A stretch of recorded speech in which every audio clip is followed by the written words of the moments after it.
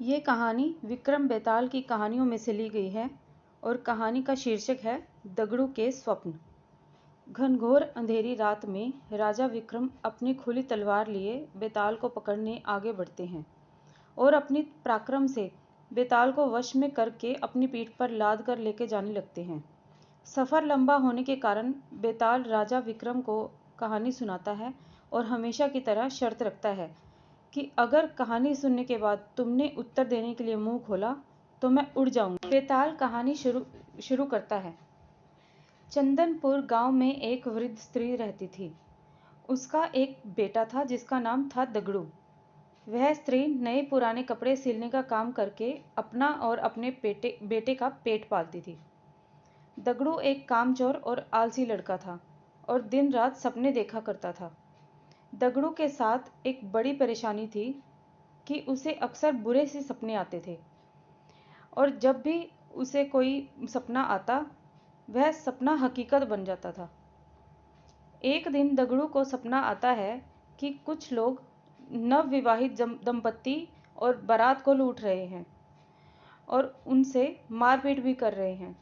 दगड़ू ने जिसे सपने में देखा होता है वही दुल्हन बनने वाली लड़की अपनी शादी का लहंगा सिल जाने के बाद वापस लेने दगड़ू की माँ के पास आती है। दगड़ू फौरन उसे अपने सपने वाली बात कह देता है। वह लड़की अपनी माँ और ससुराल वालों को यह बात बताती है, पर सब लोग इस स्वप्न वाली बात को वहम समझकर अनसुना कर देते हैं। शादी के बाद जब वर वधू बारात के साथ जा रहे होते हैं तब सपने वाला वाकया सच में घटित हो जाता है और इस पूरी घटना में दगड़ू पर आरोप लगते हैं कि वही लुटेरों से मिला होगा, वरना उसे कैसे पता चल सकता है कि ऐसा ही होगा। और शक की बिना पर सारे लोग मिलकर दगड़ू की खूब पिटाई करते हैं।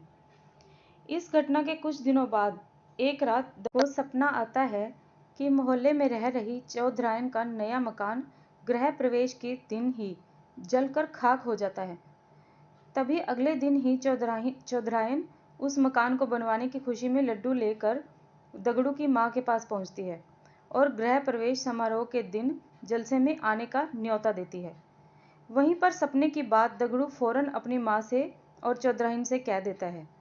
चौधरायन गुस्से में लाल पीली हो जाती है और उल्टा दगड़ू की माँ को ही कहने लगती है कि तुम्हारा बेटा ही काली जुबान वाला है और उसके बोलने से ही सबके साथ अनर्थ होता है। चौधरायन गुस्से में जली कटी सुनाकर माँ बेटे को भला बुरा कहकर वहाँ से चली जाती है। गृह प्रवेश समारोह के दौरान कोई घटना न हो इसके लिए पक्के इंतजाम किए जाते हैं, पर फिर भी किसी न किसी तरह आग की चिंगारी चौधरायन के भव्य मंदिर के पर्दों में लग जाती है और देखते ही देखते रौद्र रूप धारण करके पूरा मकान जलाकर खाक कर देती है। चूंकि दगड़ू इस बारे में पहले ही बोल चुका था, इसलिए सब उसे काली जुबान वाला बोलकर उस पर टूट पड़ते हैं और उसे मार मार कर गांव से निकाल देते हैं। दगड़ू समझ नहीं पाता कि लोगों को सच सुनकर उस पर क्रोध क्यों आ जाता है। खैर, दगड़ू एक दूसरे राज्य चला जाता है जहां उसे रात की पहर में महल की चौकीदारी करने का काम मिल जाता है। वहां के राजा को अगले दिन सोनपुर किसी काम से जाना होता है, इसलिए वह रानी को कहते हैं कि उसे सुबह जल्दी उठा दें। दगड़ू रात में महल के दरवाजे पर चौकीदारी कर रहा होता है। तभी अंधेरे में उसकी नींद आ जाती है और उसे फिर सपना आता है कि सोनपुर में भूकंप आया है और वहां मौजूद सभी व्यक्ति मारे गए हैं। दगड़ू चौंक कर जाग जाता है और अपनी चौकीदारी करने लगता है। दगड़ू सुबह राजा के सोनपुर जाने की बात सुनता है। तभी उनका रथ रुकवाकर अपने स्वप्न वाली बात राजा को बता देता है। राजा सोनपुर जाने का कार्यक्रम रद्द कर देते हैं और अगले ही दिन समाचार आता है कि सोनपुर में अचानक भूकंप आया है और वहां एक भी व्यक्ति जीवित नहीं बचा। राजा तुरंत दगड़ू को दरबार में बुलाकर सोने का हार भेंट देते हैं और उसे नौकरी से निकाल देते हैं। इतनी कहानी सुनाकर बेताल रुक जाता है और राजा विक्रम को प्रश्न करता है।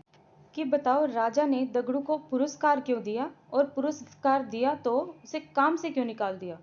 राजा विक्रम उत्तर देते हैं कि दगड़ू ने अमंगल स्वप्न देखकर उसका वृत्तांत बताकर राजा की जान बचाई, इसलिए उसने दगड़ू को पुरस्कार स्वरूप स्वर्ण हार दिया।